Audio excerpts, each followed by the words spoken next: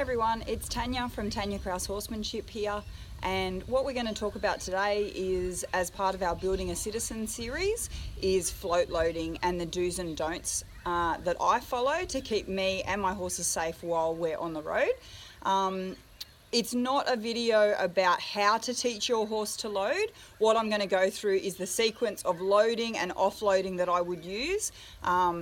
Everywhere I go, it doesn't change for any horses, and whether it's a young horse that hasn't been floated before or whether it's my horse that I take every weekend, I use the same process to keep us as safe as we possibly can. So the first thing that we look at when we're float loading is that I teach all of my horses to self-load, and this can be process that you might have to do a few times, and you do need to actually teach your horses to load. So it's not something you do on the morning where you need to go somewhere and you've got to take the horse to the show or the vet or something like that, and all of a sudden you've got to start teaching your horse how to load. It's part of having a horse, having a young horse, whatever age. It's something that should be, I can get my horse out of the paddock and I can get them on the float. There could be an emergency situation. You never know when you're going to have to do it. Even if you don't travel around to competitions and things like that, you may need to get your horse on a float for another reason. So I teach all of my horses to self-load, and I teach all of my horses to load irrespective, from the time they're quite small foals. We'll teach them how to get on the trailer in case it's needed. Now, in regards to self-loading, obviously if you've got a truck or a angle load float where you have to get in there to tie the horse up, it may be a little bit different scenario. As you can see, I've got a 2-horse straight load behind me, so that's what we're going to use today. And in the future I will go through an angle load, what I would do in terms of keeping us safe in an angle load, but today we're going to look at a straight load, and you can adapt those things for your angle load trailer. So after the horse is self-loaded, you'll see that I will shut the back, and I make sure that I shut the bum bar and the tailgate before I go into the front of the float and I tie my horses up. I know that some people will just do the bum bar up and then get in the front and tie the horses. I don't recommend doing this at all, and I do personally know of situations where this has gone very, very wrong and the horse or the handler has been injured. So I make sure that the entire back of the float is done up before I get in the front of the trailer with the horses, and I tie them up. The other thing that I do is I actually do tie them to a safety string. So I've got twine in my float, nothing too flash, but you can buy the safety ties or whatever they're called. I do like to have a tie up in the float where if something was to go wrong and the horse was to pull back, that it would actually release.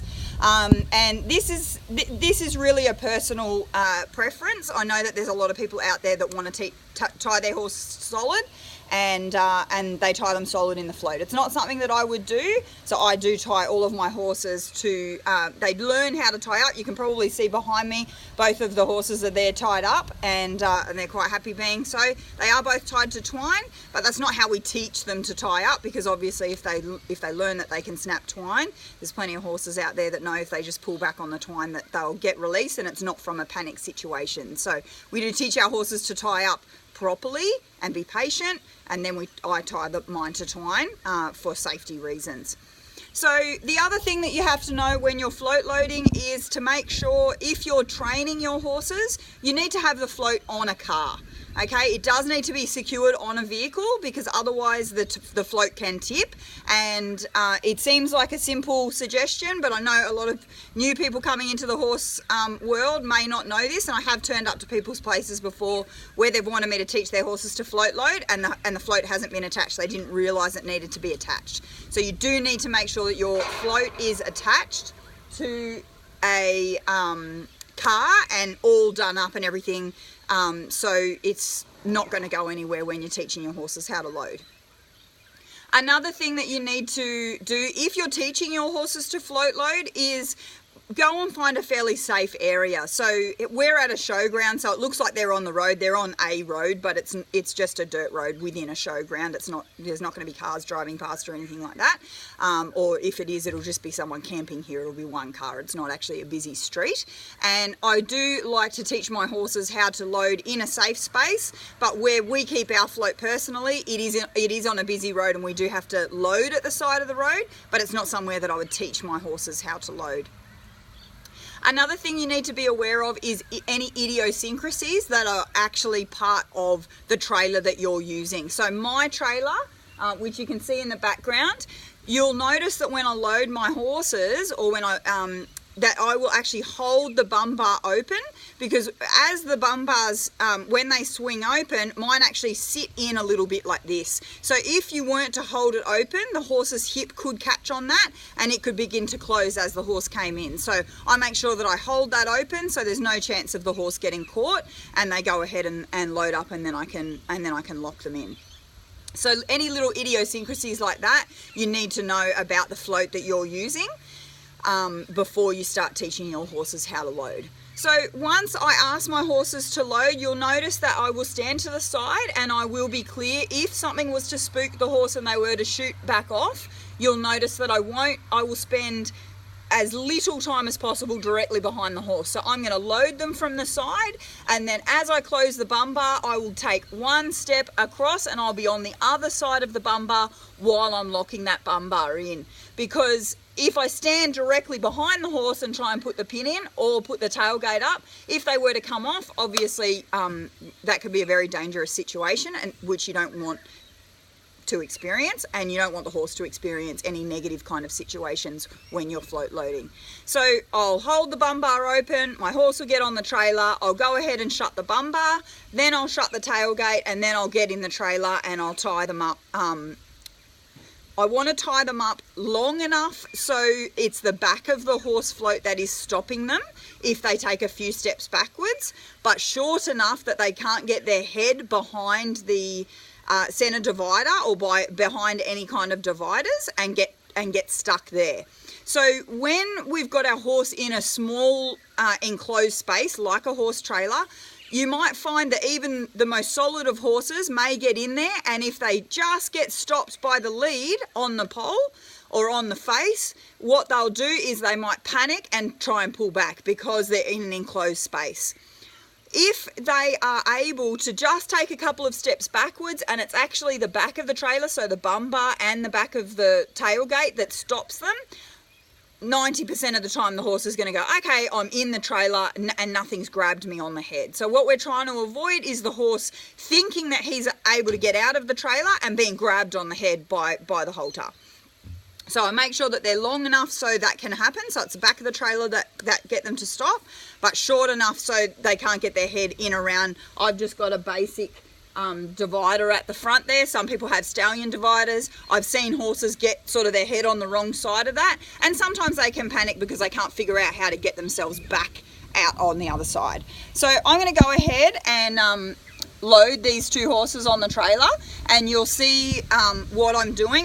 I probably won't talk very much when I'm doing it, because the other thing that I like to do when I'm loading the horses on the trailer is I like to load the horses on the trailer and get the job done. I'm not going to go really fast. It's not like I'm trying to win a race or anything like that, but once I've got the horses in the trailer, I'm not going to run about looking for a poo rake and getting poo off, and I'm not going to stand around talking to my friends, and I'm not going to do all sorts of things like that. What I want to do is put the horses on the trailer, do the back of the trailer up, get in the front of the trailer, tie them up, shut the front door, get in the car and drive. I want the horses to be in a flow, and I want them to know, okay, this is getting done. Again, I personally know of situations where people have sort of been standing around the back of the float talking, or I know a lot of you go and get poo rakes. Like, you put the horses in, it's one of the first things they do is normally do a poo when they get in the trailer, and I see people go, oh, well, I'm just going to get that poo out because I don't want them to slip on the drive. And we seem to forget we've got our horses in an enclosed space, it's not a space probably, you know, they might be in there once a week, and if you don't even go somewhere once a week, it's less than that, and all of a sudden we've got a rake and we're scraping in between their back legs, and it's rickety and they can't see properly, and there's all these added things that are happening, and yet we're just at the back of the trailer, you know, walking to the nearest tree, all the while the horse is sort of standing in there, maybe starting to fidget and getting a little bothered about, you know, we're not getting on the road. So I understand the slip concept when it comes to taking poo out of the trailer. What we normally do, I don't have any in there at the moment, or I've probably got a little bit on the floor at the moment, is I'll use a product like sawdust, or I'll put sand in the trailer or something like that that'll absorb the moisture, and it gives the horses a little bit more footing to stand on. It's a little bit more comfortable for our long trips as well. We've only come down the road to our local showground today, but I normally can do, you know, 300 or 400 kilometers on one trip, so I do like to put some sawdust or something in the trailer with the horses, and that certainly gets rid of the slip factor. I do the same thing when I'm unloading. Once I drop that tailgate, again, I don't muck about getting poo and things like that out. At the best, when it comes to poo removal, I'll go ahead and kick it out with my boot, but I'm not going to go ricketing around with rakes and things like that. I just want to pull up, and then I do everything in reverse. So I don't drop the back of the tailgate until the horse has been undone. And when I do drop the back of the tailgate, I get in the front, I untie the horses, I loop the leads over their neck so the rope isn't dragging, they can't step on it or anything like that. I also do the same thing when I'm loading. You'll see that I'll just flick the loop over the neck and they'll go ahead and get in the trailer. So I get in the front of the trailer, I put the lead over their neck to make sure that they're not going to drag it or anything like that. And then I go in around the back, I undo the back, keeping as to the side or as clear as I possibly can from the back of the trailer. I undo one bay and open it nice and wide, and I allow the horse to come off at their own pace. Again, I teach my horses to come off a step at a time. They don't rush, but they don't really hesitate either. They're just happy enough to steadily walk off the trailer and get their footing back after being on the road. So what I'm going to do today is just load them up, but I'm going to make a fact sheet available with this video, or an information sheet, so it's got all the steps in it, because you won't see the unloading process with this video today. So I'm going to go ahead and load these horses, and as I said, you probably won't hear me talk very much, or if there's something that I think of when I'm over there, I'll try and yell it back at the camera, and hopefully the camera will be able to hear it.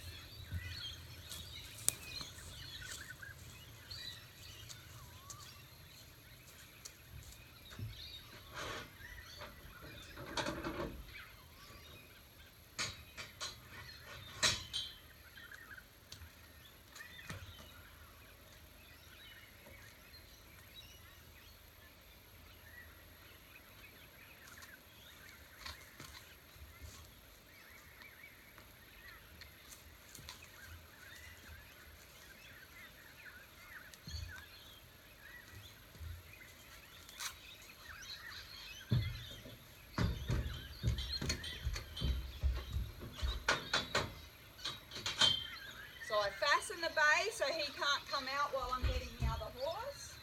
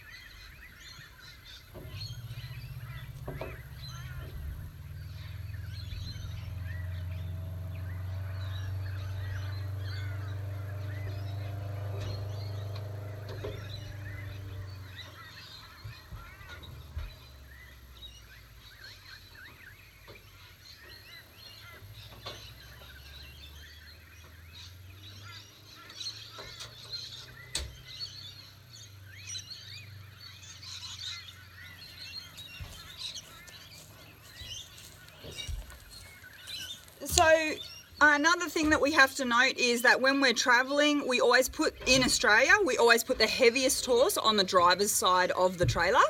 And if you're only traveling with one horse, you always put the one horse on the driver's side. That is in Australia. That may change, obviously, depending on the roads in your country, wherever you are watching from. The other thing that I just want to note here is that with the two horses in the trailer, I am using both of the side ties, so they don't, they can sort of still touch noses, obviously, because their ropes are fairly long, or long enough as I described earlier. But I don't want them sort of in the centre tie and having their heads too close together so they can play or fight or anything like that. The other thing that I also always do for me personally is I make sure when I tie my leads that I have got them up off the floor.